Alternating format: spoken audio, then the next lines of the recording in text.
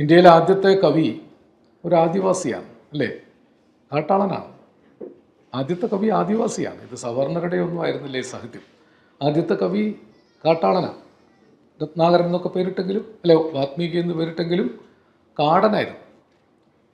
രണ്ടാമത്തെ കവി, പ്രധാനപ്പെട്ട കവി മുക്കുവനായിരുന്നു. വേദവ്യാസൻ, സത്യവതി എന്ന മുക്കുവത്തിയുടെ മകനാണ്. ഉയിൽ എന്നാണ് ഈ ക്യാമ്പിന് പേരിട്ടിരിക്കുന്നത്. അരയന്മാർ അവരുടെ പൊട്ടിപ്പോയ മുറിഞ്ഞുപോയ വലകൾ തുന്നാൻ ഉപയോഗിക്കുന്ന ഉപകരണത്തിൻ്റെ പേരാണ് ഉയിൽ എന്ന് ഞാൻ രാഹുലിനോട് ചോദിച്ച് മനസ്സിലാക്കി. എനിക്കറിവുണ്ടായിരുന്നില്ല. ആ ഉയിൽ അറ്റുപോയതിനെ കൂട്ടിച്ചേർക്കുന്ന ഒന്നാണ്. അപ്പോൾ വ്യാസൻ്റെ പാരമ്പര്യമുള്ളൊരു കവിത, കാട്ടാളനായ വാത്മീകിയുടെ പാരമ്പര്യമുള്ളൊരു കവിത. നിങ്ങൾ പിന്നിലേക്ക് തിരിഞ്ഞു നോക്കിയ അത്ഭുതമാണ്. ഒരു പ്രശസ്ത കവി മരം വെട്ടുകാരനായിരുന്നു, കാളിദാസൻ അല്ലേ? കാളിദാസൻ നമ്മൾ ആദ്യം കണ്ടത് ഇരിക്കുന്ന കൊമ്പ് മുറിക്കുന്ന ആളായിട്ടാണ്. നല്ല മരം വെട്ടുകാരനായിരുന്നില്ല, മോശം മരം വെട്ടുകാരനായിരുന്നു. അങ്ങനെയുള്ളവരാ നല്ല മരം വെട്ടുകാർ കവികളാവില്ല. അങ്ങാടിയിൽ തോറ്റവരാണ് കവികളൊക്കെ ആയിത്തീരുന്നത്. അങ്ങാടിയിൽ തോറ്റാൽ പണ്ട് നമ്മൾ പഠിച്ചത് അങ്ങാടിയിൽ തോറ്റതിന് അമ്മയോട്. അങ്ങാടിയിൽ തോറ്റുപോവുകയും അമ്മയോട് കലഹിക്കാൻ പറ്റാതാവുകയും ചെയ്യുമ്പോൾ സാമാന്യേന ചെയ്യാവുന്ന ഒരു പണി കവിതയും കഥയും എഴുതുകയാണ്. അതെങ്ങനെയാണ്? നമ്മുടെ തോൽവി അല്ല യഥാർത്ഥ തോൽവി, അത് വിജയം ആണ്. ഇന്ന് വിജയമായി കാണുന്നതല്ല യഥാർത്ഥ ജയം, അത് പരാജയം ആണ്. വ്യാസനെക്കുറിച്ച് പറഞ്ഞു. വ്യാസൻ മഹാഭാരത കഥയ്ക്ക് പേരിട്ടത് ജയം എന്നായിരുന്നു. പക്ഷെ അതൊരു പരാജയത്തിൻ്റെ കഥയാണ്. ആ യുദ്ധം പരാജയമായിരുന്നു. യുദ്ധത്തിന് പ്രേരിപ്പിച്ച ഭഗവത്ഗീത പരാജയമായിരുന്നു. അതാണ് കവികൾ ചെയ്യുന്നൊരു അത്ഭുതം. രാമായണത്തിൻ്റെ ഏറ്റവും പ്രധാനപ്പെട്ട ഒരു ഭാഗം മാ നിഷാദ എന്ന് പറഞ്ഞതാണ്. ഒരു പക്ഷിയെ കൊല്ലരുത് എന്ന് പറയാനാണ്. നേരത്തെ കാട്ടാളനായിരുന്ന ആളാണ്. കാട്ടാളൻ കവിയായപ്പോൾ മാ നിഷാദ പ്രതിഷ്ഠാം ത്വമഗമ ശാശ്വതി സമാ യത് ക്രൗഞ്ച മിഥുനാദേകം അവധി കാമമോഹിതം എന്ന് ഉച്ചരിച്ചു പോയി. അത് ഉച്ചരിച്ചതിന് ശേഷം കവി വിചാരിക്കുന്നുണ്ട്, താനെന്തിനാണ് ഈ സമാക്ഷര പദ നിബദ്ധവും തന്ത്രീലയ സമന്വിതവുമായ ഭാഷയിൽ പറഞ്ഞത്? കൊല്ലരുതെന്ന് അയാൾക്കറിയുന്ന ഭാഷയെ പറഞ്ഞാൽ പോരെ. ഈ പറഞ്ഞ സംസ്കൃതം കാട്ടാളൻ അറിഞ്ഞുകൂടാ, ഈ ഭാഷയും കാട്ടാളൻ അറിഞ്ഞുകൂടാ. അതിലാകെ ഒരു സമാധാനം, കൊല്ലുന്നത് കണ്ടപ്പോൾ കൊല്ലരുത് എന്ന് ഞാൻ പറഞ്ഞു എന്ന സമാധാനം കവിക്കുണ്ടെന്നേ ഉള്ളൂ. ഇത് മനസ്സിലാക്കിയിരുന്നെങ്കിൽ കാട്ടാളൻ കേസ് കൊടുത്താൽ കവി തോറ്റുപോകുന്ന ഒരു കേസുമാണത് അല്ലേ? അയാളുടെ ഭക്ഷണത്തിന് വേണ്ടിയാണ് അയാൾ വേട്ടയാടിയത്. അത് നിഷേധിക്കാൻ നമുക്ക് അവകാശമില്ല. മനുഷ്യാവകാശ പ്രശ്നം ഉന്നയിച്ചാൽ കവി തോൽക്കുന്ന കേസാണ്. അങ്ങനെ തുടങ്ങിയ ഒരു കൃതിയിൽ നിങ്ങൾ രാമനെ കാണും. രാമനെ ഞാൻ പ്രത്യേകിച്ച് പറഞ്ഞതാണ്. ഇപ്പോൾ ഈ സമയത്ത് രാമൻ ഒരു കാവ്യവിഷയമാണ്. കാരണം 50 കൊല്ലമായി ഒരു സ്മരണയ്ക്ക് ചുറ്റും ഇന്ത്യൻ രാഷ്ട്രീയത്തായിട്ട് ചുറ്റിക്കളിപ്പിച്ചുകൊണ്ടിരിക്കുകയാണ്. ഒരു കഥാപാത്രം, വാത്മീകി സൃഷ്ടിച്ച ഒരു കഥാപാത്രത്തിൻ്റെ ജന്മഭൂമിയാണ് ഇന്ത്യൻ രാഷ്ട്രീയത്തിൻ്റെ കേന്ദ്രബിന്ദു നൂറ്റാണ്ട് കാലമായിട്ട്. അവിടെ ഉണ്ടായിരുന്നൊരു പള്ളി പൊളിച്ചു കളഞ്ഞിട്ട് അവിടെ രാമപ്രതിഷ്ഠ നടത്തിയ പ്രാണപ്രതിഷ്ഠയാണ് ഇന്നിപ്പോൾ ചർച്ചാ വിഷയമായിരിക്കുന്നത്. ഇതെന്തിനാ ഒരു കവിതാ ക്യാമ്പിൽ, സാഹിത്യ ക്യാമ്പിൽ പറയുന്നതെന്ന് ചോദിച്ചാൽ, ഒരു സാഹിത്യകാരൻ്റെ കഥാപാത്രത്തിന് ഏതോ നൂറ്റാണ്ടിൽ എഴുതപ്പെട്ട, സഹസ്രാബ്ദങ്ങൾക്ക് മുമ്പ് എഴുതപ്പെട്ട ഒരു സാഹിത്യകാരൻ്റെ കഥാപാത്രത്തിന് 21-ാം നൂറ്റാണ്ടിലെ രാഷ്ട്രീയത്തെ പോലും സ്വാധീനിക്കാൻ കഴിയുന്നുണ്ട്. അത് നല്ല സ്വാധീനമായാലും ചീത്ത സ്വാധീനമായാലും സാഹിത്യം അങ്ങനെ പരാജയപ്പെടുന്ന ഒന്നല്ല. പക്ഷേ ഈ രാമൻ എന്തിൻ്റെ പ്രതീകമാണ്? ഇത് പ്രധാനപ്പെട്ട ഒരു പ്രശ്നമാണ്. വാത്മീകി അതിൽ 2 രാമന്മാരെ അവതരിപ്പിക്കുന്നുണ്ട്. ഒരു രാമൻ വയലാറിൻ്റെ കവിതയെ പറയുന്നുണ്ട്. വിന്ധ്യശൈലത്തിൻ്റെ താഴ്വരയിൽ നിശാഗന്ധികൾ മുട്ടിടും ഫാൽഗുന സന്ധ്യയിൽ പാർവതീ പൂജയ്ക്ക് പൂനുള്ളുവാൻ വന്ന ദ്രാവിഡ രാജകുമാരിയാം താടക താമരച്ചോലകൾക്കക്കരെ ഭാർഗവരാമൻ വിരിച്ചിട്ട സഞ്ചാരവീഥിയിൽ കണ്ടു ശ്രീരാമനെ ഏതോ തപോധനർ കൊണ്ടു നടക്കുന്ന പ്രേമസ്വരൂപനെ അല്ലെങ്കിൽ കാമസ്വരൂപനെ. അത് വെറും ശ്രീരാമനല്ല, പുരോഹിതന്മാർ കൊണ്ടു നടക്കുന്ന കാമസ്വരൂപനാണ്. അത് പ്രത്യേകിച്ച് പറഞ്ഞിട്ടുള്ളതാണ്. ഏതോ തപോധനർ കൊണ്ടു നടക്കുന്ന ആളെ. ആ രാമൻ യഥാർത്ഥ രാമനല്ല. വാത്മീകിയുടെ രാമൻ പൂക്കളെ കണ്ടും ചെടികളെ കണ്ടും കാട് കണ്ടും അത്ഭുതപ്പെട്ട് നടക്കുന്ന രാമനും അനുജനുമാണ്. രാമലക്ഷ്മണന്മാർ 2 കുട്ടികളാണ്. അവർ ഈ കാട് കണ്ട് അത്ഭുതപ്പെട്ട് വരുന്ന സമയത്താണ് വില്ലുകുലയ്ക്കൂ, ശരം തൊടുക്കൂ, രാമ കൊല്ലൂ, നിശാചരി താടകയാണവൾ. അവൾ നിശാചരിയാണെന്നും ദ്രാവിഡ രാജവംശമൊക്കെ നിശാചരരുടെ വംശമാണെന്നും അവരെ കൊല്ലൂ എന്നും പറയുന്ന പുരോഹിതർ കൊണ്ടു നടക്കുന്ന ഒരു രാമനുണ്ട്. കവിയുടെ രാമൻ അതായിരുന്നില്ലല്ലോ. ആ രാമൻ അവസാനം സരയുവിൽ നിന്ന് മുങ്ങി ആത്മഹത്യ ചെയ്യാണ്. രാമായണത്തിലെ രാമൻ ആത്മഹത്യ ചെയ്ത രാമനാണ് അല്ലേ? രാമായണത്തിലെ രാമൻ രാജ്യം ഉപേക്ഷിച്ച് പോയവനാണ്. പക്ഷേ ശംഭൂകനെ കൊല്ലിച്ച ഒരു രാമനും അതിനകത്തുണ്ട്. അപ്പോൾ ഈ കൃതിക്കകത്ത് രണ്ട് ശക്തികൾ പ്രവർത്തിക്കും. കൊല്ലു എന്ന് പറയുന്ന ഒരു ശക്തിയും പ്രവർത്തിക്കും, കൊല്ലരുതേ എന്ന് പറയുന്ന ഒരു ശക്തിയും പ്രവർത്തിക്കും. അപ്പോൾ ഉത്തമ കൃതികൾ ഇത് രണ്ടും കൊണ്ടു നടക്കുന്നുണ്ട്. ഇതിനകത്ത് നിന്ന് എന്തു സ്വീകരിക്കുന്നു എന്നതാണ് ചരിത്രത്തിലെ പ്രധാനപ്പെട്ട പ്രശ്നം. ഇന്നത്തെ സാഹിത്യത്തിൻ്റെ മുൻപിൽ ഒരു പ്രധാനപ്പെട്ട ജാഗ്രത കൂടിയുണ്ട്. നിങ്ങൾ ഏത് സാഹിത്യ വഴി സ്വീകരിക്കും? ഈ പറയുന്ന അധസ്ഥിതരാക്കപ്പെട്ട സമൂഹത്തെ കൊന്നൊടുക്കുന്ന ഒരു പുരോഹിതർ കൊണ്ട് നടക്കുന്ന രാമാധികാരത്തെയോ അതോ കാടുകണ്ടും നാടുപേക്ഷിച്ചും ജീവിച്ച ഒരു പരിത്യാഗിയായ രാമ കഥാപാത്രത്തെയോ? ഇത് എല്ലാ സാഹിത്യത്തിലും പ്രധാനമാണ്. നോക്കൂ, കാട്ടാളനും മുക്കുവനും മരംവെട്ടുകാരനും നെയ്ത്തുകാരനും കബീർദാസിനെ പോലുള്ള നെയ്ത്തുകാർ, മറ്റേ ചെരുപ്പ് കുത്തികൾ ഒക്കെ കവികളായിരുന്നു. മികച്ച കവികളൊക്കെ സവർണ പക്ഷത്തുള്ളവരായിരുന്നില്ല, കീഴാള പക്ഷത്തുള്ളവരായിരുന്നു, അടിയാളരായിരുന്നു. അവരുണ്ടാക്കിയെടുത്ത സാഹിത്യം കാലക്രമത്തിൽ പുരോഹിതവർഗത്തിൻ്റെയും അധികാരവർഗത്തിൻ്റെയും കയ്യിലാവുകയും അവർ വ്യാഖ്യാനിക്കുന്നതാണ് സാഹിത്യം എന്ന് വന്നു ചേരുകയും ചെയ്ത ഒരു കാലത്തെയാണ് പിൽക്കാലത്തെ സാഹിത്യം നിഷേധിച്ചത്. നവോത്ഥാനം എന്ന് പറയുന്ന ഒരു പ്രക്രിയ എല്ലാ സമൂഹത്തിലും ഉണ്ടായത് പൗരാണികതയുടെ അധികാര കേന്ദ്രീകൃതമായ സാഹിത്യ പ്രയോഗങ്ങളെ ശൂദ്രമക്ഷര സംയുക്തം ദൂരത പരിവർജയിൽ എന്ന നിയമം ഉണ്ടായിരുന്നു കേരളത്തിൽ പോലും. അക്ഷരം പിടിച്ച ശൂദ്രനെ കണ്ടാൽ അടിച്ചു മണ്ടിക്കണമെന്നാണ് ഇതിൻ്റെ മലയാളം. ശൂദ്രൻ എന്ന് പറഞ്ഞാൽ ചാതുർവർണ്ണ വ്യവസ്ഥയുടെ തട്ടിൽ 4ാം തട്ടിലുള്ള ആളാണ്. അതിന് താഴെ അവർണരായ കുറേ മനുഷ്യരുണ്ടായിരുന്നു, കോടാനുകോടി മനുഷ്യർ. അവരെ മനുഷ്യരായിട്ട് പോലും കണക്കാക്കിയിരുന്നില്ല. ആശാൻ പറയുന്നില്ലേ, തൊട്ടുകൂടാത്തവർ, തീണ്ടിക്കൂടാത്തവർ, ദൃഷ്ടിയിൽപ്പെട്ടാലും ദോഷമുള്ളവർ. ഇത് 20ാം നൂറ്റാണ്ട് തുടങ്ങുന്നതിൻ്റെ സമയമാണ്. 19ാം നൂറ്റാണ്ടിൻ്റെ അവസാനവും 20ാം നൂറ്റാണ്ടിൻ്റെ ആദ്യവും കേരളത്തിൽ പോലും അറിവ് നിഷേധിക്കപ്പെട്ടവർ. അവർക്ക് സാഹിത്യം ഉണ്ടാകുന്ന എങ്ങനെയാണ്? ഭാഷ നിഷേധിക്കപ്പെട്ടവർക്ക് സാഹിത്യം ഉണ്ടാക്കാൻ പറ്റുക എങ്ങനെയാണ്? അപ്പോൾ വരേണ്യം എന്ന് കരുതപ്പെട്ട വരമൊഴിയായ ഒരു സാഹിത്യ പാരമ്പര്യത്തിൻ്റെ പുറത്തായിരുന്നു മഹാഭൂരിപക്ഷ ആളുകളും. പക്ഷേ അവരാരും സാഹിത്യകാരന്മാരോ കവികളോ അല്ലാതിരുന്നിട്ടില്ല. കാരണം നമ്മുടെ മിക്ക സാഹിത്യവും രൂപപ്പെട്ടത് നമ്മുടെ നാടോടി ജനസംസ്കാര പാരമ്പര്യങ്ങളിൽ നിന്നാണ്. അതാണ് നമ്മൾ ക്യാമ്പിൽ തിരിച്ചറിയേണ്ട ഒരു പ്രധാനപ്പെട്ട കാര്യം. ഒരു ആദിവാസിയുടെയോ മുക്കുവൻ്റെയോ മരംകുത്തിയുടെയോ വകയായിരുന്ന സാഹിത്യം, അവരുടെ പാട്ട് സാഹിത്യം, അത് കഥയായും പാട്ടായും, കവിതയായാലും കഥയായാലും നിങ്ങൾ ആലോചിക്കേണ്ട കാര്യം, കവിത നമ്മെ സ്വാധീനിച്ച ഏറ്റവും പഴയ ഒരു സാഹിത്യ രൂപമാണ്. കഥയുണ്ടാക്കിയിട്ടാണ് എല്ലാ ഭരണകൂടങ്ങളും നിലനിൽക്കുന്നത് അല്ലേ? ഇത് തന്നെയാണ് രാമജന്മഭൂമി എന്നൊരു പുതിയ കഥയുണ്ടാക്കിയിട്ടാണ് പുതിയ രാഷ്ട്രീയം നിലനിൽക്കുന്നത്.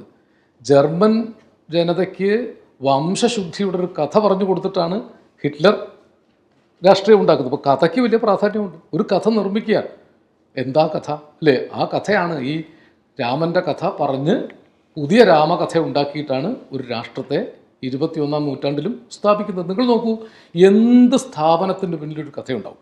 ഒരു ക്ഷേത്രമുണ്ടെങ്കിൽ ആ ക്ഷേത്രത്തിൻ്റെ പിന്നിൽ ഒരു കഥയുണ്ടാവും. ഒരു പള്ളി ഉണ്ടാക്കിയാൽ ആ പള്ളിയുടെ പിന്നിൽ ഒരു കഥയുണ്ടാക്കും. എല്ലാത്തിനും ഒരു കഥ ഉണ്ടാക്കിയിട്ടാണ് ആ കഥയ്ക്ക് മേലാണ് ഒരു അധികാരം രൂപപ്പെടുത്തുന്നത്. അപ്പോൾ കഥയ്ക്കും കവിതയ്ക്കും ഇത്രയേറെ സ്വാധീനങ്ങളുണ്ട്. ആ സ്വാധീനം മുഴുവൻ എഴുത്തുകാർക്ക് കിട്ടാറില്ല. അതൊക്കെ എഴുത്തുകാരിൽ നിന്ന് കവർന്നെടുത്ത് എഴുത്തുകാരൻ്റെ കഥയെ ഉപകരണമാക്കി പുരോഹിതന്മാരും പൊതുരാഷ്ട്രീയക്കാരും സൗകര്യങ്ങളുണ്ടാക്കും അല്ലേ? വാത്മീകിക്ക് ഇതൊന്നും കിട്ടിയിട്ടില്ല.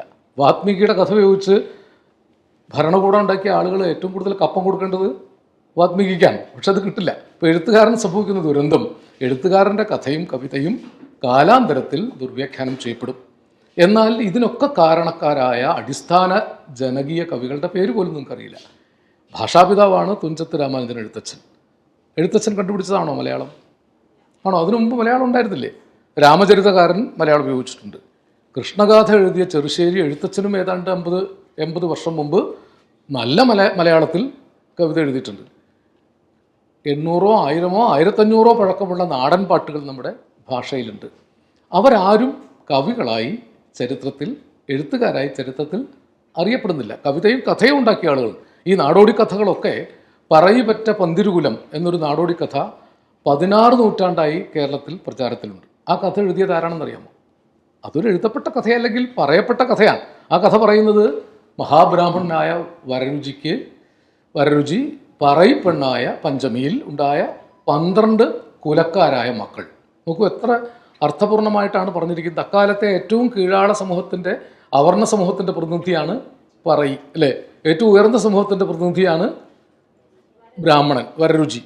അപ്പോൾ ബ്രാഹ്മണൻ എന്ന സവർണൻ്റെ പ്രതീകത്തെയും ഏറ്റവും അവർണ സമൂഹത്തിൻ്റെ പ്രതീകത്തെ എടുത്ത് അച്ഛനും അമ്മയുമാക്കി അതിൽ പല മതക്കാരായ, പല ഗോത്രക്കാരായ 12 മക്കളെ ഉണ്ടാക്കി. ഇവരൊക്കെ ഏകോദര സഹോദരന്മാരെ പോലെ ജീവിക്കേണ്ടതാണെന്നൊരു കഥ ഉണ്ടാക്കിയിട്ടുണ്ട്. ആ കഥ റദ്ദ് ചെയ്തിട്ടേ ഇനി നമുക്ക് ജാതിഭേദവും മതദ്വേഷവും സ്ഥാപിക്കാൻ പറ്റുള്ളൂ. ഈ കഥ ഒരു നിർമ്മിതി മാത്രമല്ല, ആ കഥ ഒരു സമൂഹ ഭാവനയാണ്, സമൂഹത്തിൻ്റെ ഇച്ഛയാണ്. എന്തുകൊണ്ടായിരിക്കും 16 നൂറ്റാണ്ട് മുമ്പ് കേരളത്തിൽ ഇങ്ങനെ ഒരു ഇച്ഛ ഉണ്ടായത്? കാരണം അക്കാലത്ത് നിലനിന്നിരുന്ന വിഭാഗീയതകളെ, ഉച്ചനീചത്വങ്ങളെ ഉല്ലംഘിക്കാൻ ഒരു കഥ കൊണ്ട് സാധിക്കും എന്നവർക്കറിയാം. ഈ കഥ നിർമ്മിച്ച ആളെ നമുക്കറിയില്ല. MT വാസുദേവനായരുടെ കഥ നമുക്കറിയാം, T പത്മനാഭൻ്റെ കഥ അറിയാം. പന്തിരുകുല കഥാകാരൻ ആരാണ്? അങ്ങനെ നിങ്ങൾ നോക്കൂ, നാടോടിത്തത്തിൻ്റെ കഥകൾ എത്രയാണ്. ആ കഥകളിലൊക്കെ നിലനിൽക്കുന്നത് മാനവികതയുടെ ഏകത്വമാണ്. അത് പറയാനേ ഞാൻ ഈ അവസരം ഉപയോഗിക്കുന്നു. ഏകത്വം എന്ന ഒരു വലിയ സമഭാവന, സമത്വം, സോഷ്യലിസം. അപ്പോഴാണ് നമ്മൾ സോഷ്യലിസം എന്ന വാക്ക് പറഞ്ഞത്. ഇത് സ്ഥാപിച്ചെടുക്കാനാണ് എക്കാലത്തും എഴുത്തുകാരെന്ന വർഗം, അല്ലെങ്കിൽ എഴുതുന്നില്ല, അവരെഴുതിയിട്ടില്ല, അവർ സർഗാത്മക പ്രതിഭകളാണ്.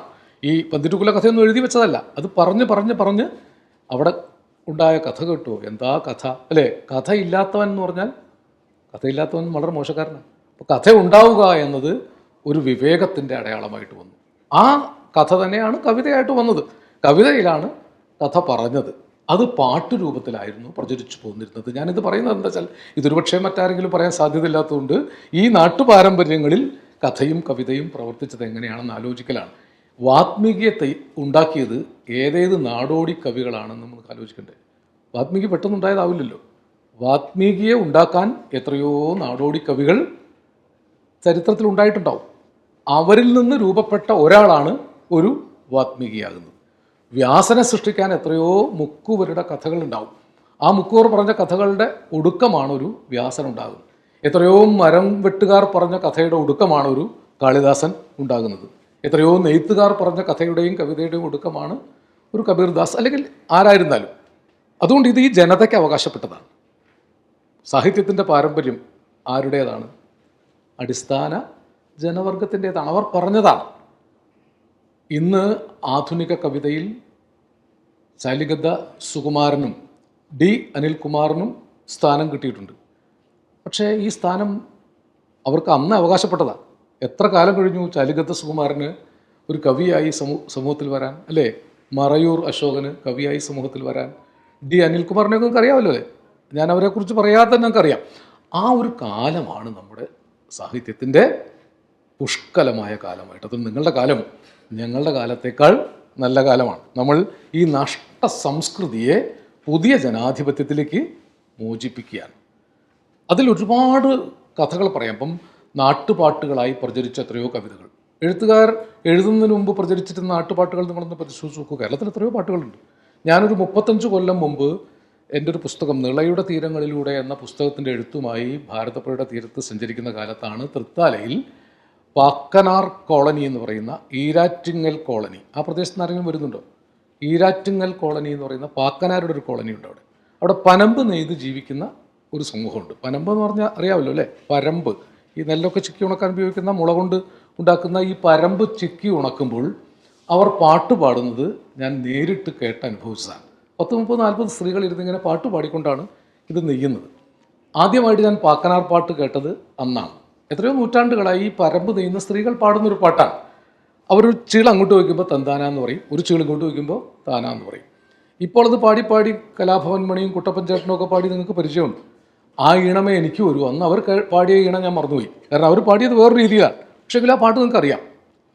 തെന്താനേ താനാ തന്ന തെന്താനം താനാ, തെന്താനേ താനാ തന്ന തെന്താനം താനാ, രയ്യരയ്യം തക രയ്യരയ്യം തക രയ്യരേ രയ്യരേ രയ്യരയ്യം.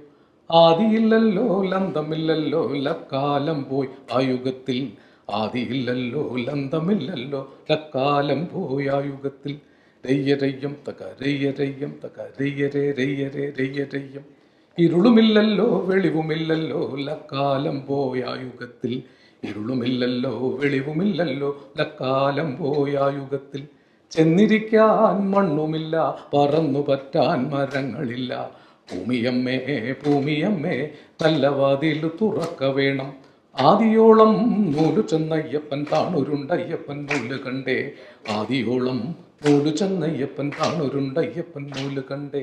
തെക്കന്നം കാറ്റടിച്ചേ ഒരു തെക്കാറ്റടിച്ചേ, വടക്കന്നം കാറ്റടിച്ചേ ഒന്ന് വീശിയടിച്ചേ. പാതിമൊട്ട വിണ്ടുപൊട്ടി മേലുലോകം പോകിയല്ലോ, പാതിമൊട്ട വിണ്ടുപൊട്ടി കീഴുലോകം പോകിയല്ലോ. ഇതൊരു നീണ്ട പാട്ടാണ്. ഞാനതിലെ കുറച്ച് ഭാഗങ്ങൾ മാത്രം ചൊല്ലി. ഇത് ഏത് കാലത്തുണ്ടായ പാട്ടാണെന്ന് ഇതേവരെ ഒരു ഗവേഷകരും കണ്ടുപിടിച്ചിട്ടില്ല. ഇതിലെ ഭാഷ എഴുത്തച്ഛൻ്റെ ഭാഷ പോലെ തന്നെ നല്ല മലയാളമാണ്, അല്ലേ? അപ്പോൾ ഇത് എഴുത്തച്ഛൻ്റെ കാലത്തുണ്ടായതാണെന്ന് പറയാൻ പറ്റുമോ? ഫോക്ക്ലോറിൻ്റെ ഒരു സ്വഭാവം, ഫോക്ക്ലോർ നവീകരിക്കപ്പെട്ടുകൊണ്ടിരിക്കും. ഫോക്ക്ലോർ തുടർച്ചയാണ്. ഏതെങ്കിലും ഒരു കാലത്തെ ഫോസിലല്ല ഫോക്ക്ലോർ. ഇത് തുടർച്ച നവീകരിച്ച് കൊണ്ടുവന്ന ഒരു പാട്ടാണ്. അപ്പോൾ ഈ ഭാഷ നവീകരിക്കപ്പെട്ടത് ജനസംസ്കാരത്തിലൂടെയാണ്. ഇതാരും എഴുതി പ്രചരിപ്പിച്ചതല്ല. ഏറ്റവും താഴെത്തട്ടിലുള്ള തൊഴിലെടുത്ത് പണിയെടുത്ത് പൊറുക്കുന്ന ഒരു സമൂഹം അവരുടെ പണിപ്പാട്ടായി, തൊരമ്പാട്ടായി പാടിയ ഒരു പാട്ടാണ് ഈ കവിതയായിട്ട് രൂപപ്പെടുന്നത്. ഞാൻ പറഞ്ഞിരുന്നതിൻ്റെ ഒരു അർത്ഥം നിങ്ങൾക്ക് മനസ്സിലാവുമല്ലോ. ഈ കീഴാളമെന്നോ അടിയാളമെന്നോ ആക്കപ്പെട്ട ഒരു സമൂഹത്തിൻ്റെ ഏറ്റവും താഴെത്തട്ടിലുള്ള പണിയാളരുടെ പാട്ട്. അതിൽ പറയുന്നുണ്ട്, പാതിമൊട്ട വിണ്ടുപൊട്ടി മേലുലോകം പൂകിയല്ലോ, പാതിമൊട്ട വിണ്ടുപൊട്ടി കീഴുലോകം പൂകിയല്ലോ. കോഴിമുട്ട പോലെയാണ് ഭൂമി എന്ന്, ഒരുപക്ഷെ ഭൂമി ഉരുണ്ടതാണെന്ന് ആധുനിക ശാസ്ത്രലോകം കണ്ടുപിടിക്കുന്നതിന് മുമ്പ് കവിതയിൽ പറയുന്നുണ്ട്. ഇപ്പോൾ കവിത ഇങ്ങനെ പലതുമാണ്. കവിത ശാസ്ത്രമാണ്, കവിത നാട്ടറിവാണ്, കവിത ദേശപുരുഷാർത്ഥമാണ്, കവിത പ്രതിരോധമാണ്. നിങ്ങൾ ഈ കീഴാളപ്പാട്ടുകൾ, അധ്വാനപ്പാട്ടുകൾ, തൊരമ്പാട്ടുകൾ മുഴുവൻ പരിശോധിച്ച് നോക്കൂ. ഏനവിടെ ചെന്നേ പിന്നെ കെട്ടാപ്പുര കെട്ടിച്ചേ, ഏനവിടെ ചെന്നേ പിന്നെ വെട്ടാക്കുളം വെട്ടിച്ചേ, അരത്തൊണ്ട് കള്ളും തന്ന് കൊല്ലാക്കൊല ചെയ്യണയോ, അരത്തൊണ്ട് കള്ളും തന്ന് കൊല്ലാക്കൊല ചെയ്യണയോ. ഈ പാട്ട് കേട്ടിട്ടുണ്ടല്ലോ അല്ലേ? ഇതും ഏത് കാലത്താണെന്നറിയില്ല. ഒരു തേക്ക് പാട്ടുകാരൻ്റെ പാട്ടാണ്. നേരം പോയി പൂക്കൈതാ മറ പറ്റിയേ. നേരം അസ്തമിച്ചു എന്ന് പറയാൻ ഇതിലും മനോഹരമായിട്ടൊരു സങ്കല്പം കൊണ്ടുവരാൻ പറ്റും. നേരം പോയി പൂക്കൈതയുടെ മറ പറ്റി. സമയം അസ്തമിച്ചു എന്നാണ് പറഞ്ഞത്. അത് ഏറ്റവും മനോഹരമായ ഒരു കാവ്യഭാവനയായിട്ട് ഈ നാട്ടുപാട്ടിലുണ്ട്. ആ നാട്ടുപാട്ടിൽ ചൂഷണത്തിനെതിരായിട്ടുള്ള സങ്കടമുണ്ട്.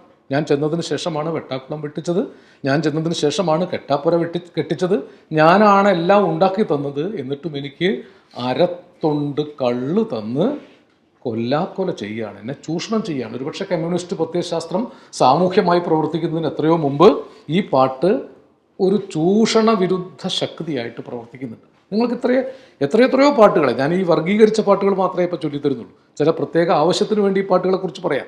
ഇങ്ങനെ അനവധി നാട്ടുപുരാവൃത്തങ്ങൾ ഉണ്ടാകുമ്പോഴേ ഒരു എഴുത്തച്ഛൻ സംഭവിക്കുകയുള്ളൂ. ഇപ്പോൾ എഴുത്തച്ഛൻ എടുക്കുന്നത് തന്നെ ഗണകകവി എന്നറിയപ്പെട്ട, ഗണകൻ വെച്ചാൽ ഈ നാട്ട് ജ്യോത്സ്യനാണ്, വലിയ പദവിയില്ലാത്ത പേരറിയാത്ത ഒരു ഗണകകവിയുടേതാണ്. ചന്ദനത്തണലൂടെ മന്ദമാരുതമേറ്റ് ഇന്ദീഷ പാടി വരും സുന്ദരി കിളിപ്പെണ്ണെ. ഈ നാട്ടുപാട്ടാണ് ചാരിക പൈതലെ ചാരുശീലെ വരികാരോമലെ കഥാശേഷവും ചൊല്ലു നീ എന്ന് പറയുന്ന വരികളായിട്ട് പരുവപ്പെടുന്നത്. അതിൻ്റെ ഭാഷയോ അതെ, ചന്ദനത്തണലൂടെ മന്ദമാരുതമേറ്റ് ഇന്ദീഷ പാടി വരുന്ന സുന്ദരി കിളിപ്പെണ്ണിനെ തന്നെയാണ് എഴുത്തച്ഛൻ സ്വീകരിക്കുന്നത്. അതിൻ്റെ പാട്ടുവഴികളാണ് വൃത്തമാക്കിയിട്ട് രൂപീകരിക്കുന്നത്. അപ്പോൾ കേരളത്തിലെ നാട്ടുവൃത്തങ്ങൾ, ഒരുപക്ഷെ ഇത് ഞാൻ പറയാൻ പാടുണ്ടോ എന്ന് എനിക്കറിഞ്ഞുകൂടാ, വൃത്തത്തിൽ എഴുതുന്ന കവികൾ താരതമ്യേന കുറഞ്ഞൊരു കാലമാണ്. ഞാനൊരു പഴയ പാരമ്പര്യം ഉള്ള ഒരാൾ കൂടി ആയതുകൊണ്ട് വൃത്തവും മനസ്സിലാക്കേണ്ടതുണ്ട്. എന്തിനു വേണ്ടിയാണ്? വൃത്തം നമ്മുടെ സംസ്കൃതിയുടെ ഭാഗമാണ്. വൃത്തം ഏതെങ്കിലും സവർണ തമ്പുരാക്കന്മാർ ഉണ്ടാക്കി വെച്ചതല്ല, നാട്ടുമൊഴികളെ വൃത്തമാക്കി മാറ്റിയതാണ്. പല വൃത്തങ്ങളും നിങ്ങൾക്ക് അങ്ങനെ നോക്കാം.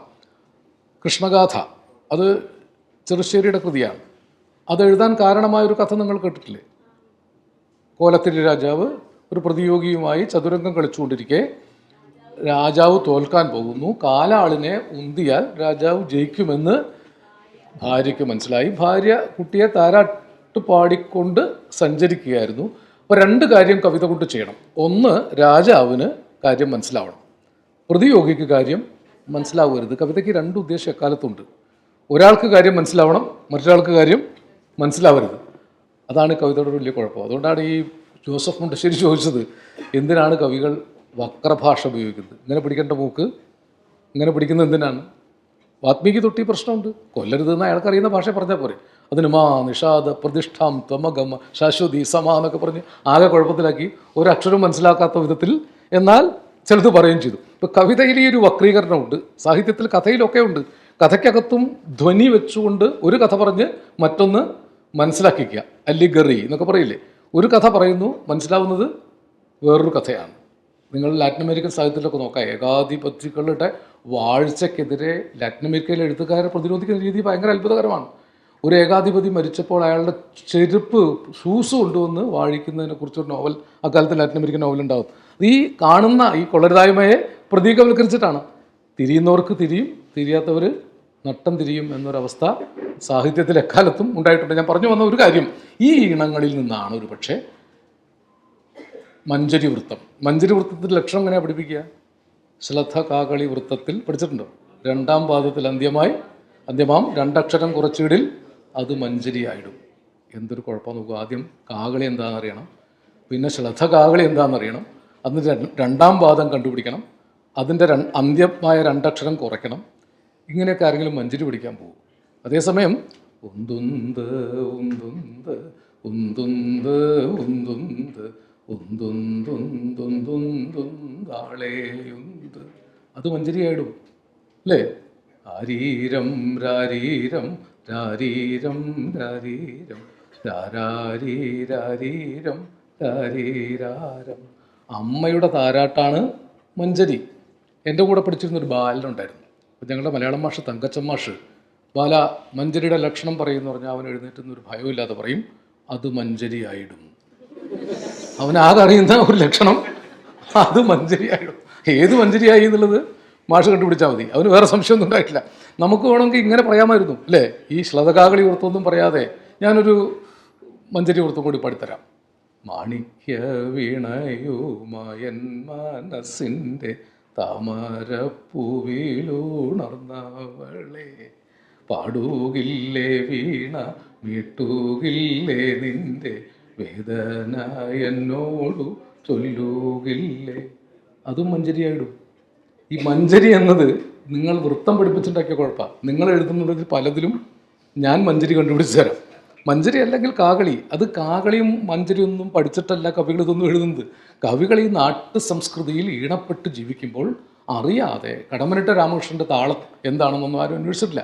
പാനവൃത്തമാണോ? അതിൽ പാന ഉണ്ടാകും. എഴുത്തച്ഛൻ തൊട്ട് അല്ലെങ്കിൽ ചെറുശ്ശേരി തൊട്ട് ഇതൊക്കെ സ്വീകരിച്ചത് ഈ നാട്ടുമൊഴി മലയാളത്തിൻ്റെ അനന്തങ്ങളായ താളപ്പെരുക്കങ്ങളിൽ നിന്നാണ്. ചങ്ങമ്പുഴ ഏറ്റവും കൂടുതൽ നാട്യീണങ്ങൾ ഉപയോഗിച്ച ഒരാളാണ്. ചങ്ങമ്പുഴയുടെ എല്ലാ കവിതകളിലും നീലക്കുയിലേ നീലക്കുയിലേ നീ എന്നോട് മിണ്ടാത്ത് എന്നൊക്കെ ഉള്ള എല്ലാ ഈണങ്ങളും നാടോടിപ്പാട്ടുകളിൽ നിന്ന് സ്വീകരിച്ചതാണ്. കുഞ്ചൻ നമ്പ്യാർ സവർണനായ ചാക്യാരോട് കലഹിക്കേണ്ടി വന്നു. ഉറങ്ങിയപ്പോൾ ശകാരിച്ച് മാനഭംഗപ്പെടുത്തി പുറത്തിറക്കിയപ്പോൾ ഉണ്ടാക്കിയ തുള്ളൽ പ്രസ്ഥാനം നിങ്ങൾ ശ്രദ്ധിച്ചിട്ടുണ്ടോ? ഓട്ടൻ തുള്ളൽ, പറയൻ തുള്ളൽ, ശീതങ്കൻ തുള്ളൽ. നിങ്ങളതിൻ്റെ പിന്നിലേക്ക് അന്വേഷിച്ച് പോയിട്ടുണ്ടോ? ഓട്ടൻ, പറയൻ, ശീതങ്കൻ അത് ആ കാലത്തെ അവർണ കോടിയിൽ തള്ളപ്പെട്ട സമൂഹങ്ങളായിരുന്നു. അവരുടെ പാട്ടാണ് കുഞ്ചൻ നമ്പ്യാർ തൻ്റെ കവിതയുടെ ഇടമാക്കുന്നത്.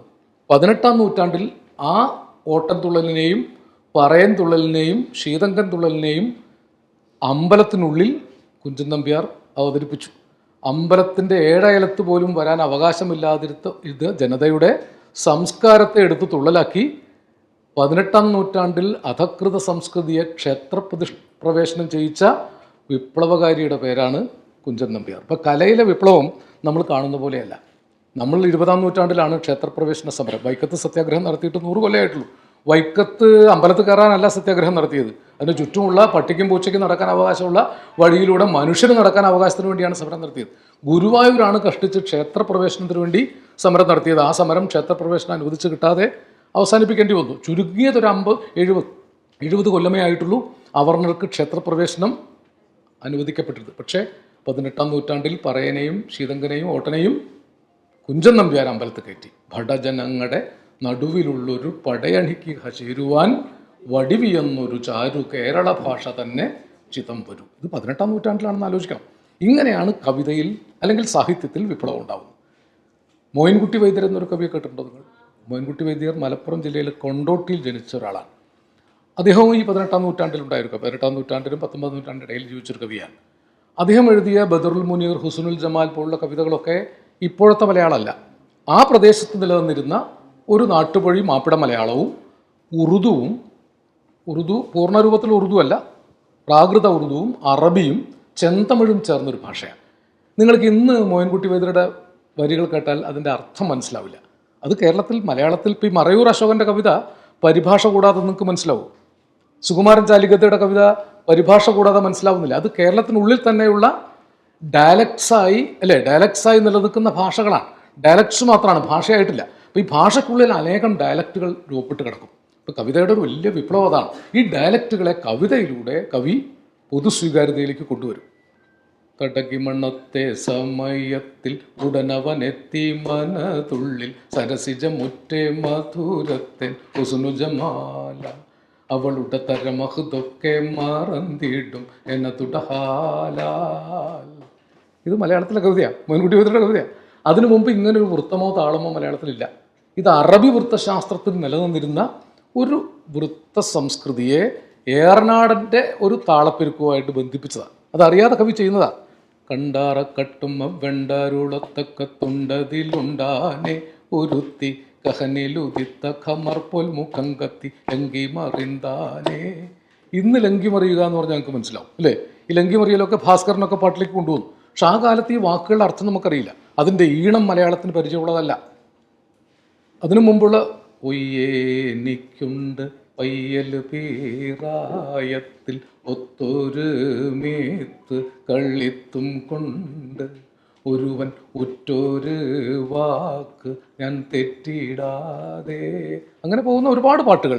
ഇതിലെ ഇശലുകൾ, ഈ ഇശലുകളിൽ ഒരു പക്ഷേ നമ്മൾ കൂടുതൽ അന്വേഷിച്ചു പോയാൽ അതിനകത്തൊരു കോമൺ താളപ്പെരുക്കം കാണാൻ പറ്റും. ഇപ്പം ഓമകളാണ് ഹുസ്നുൽ ജമാൽ ഉന്നാരെ താളം മേക്കെന്തേ ബീവി ഹേമങ്ങൾ മീതെ മണിച്ചിത്തിരം ആഭരണക്കോവയണിന്ത ബീവി.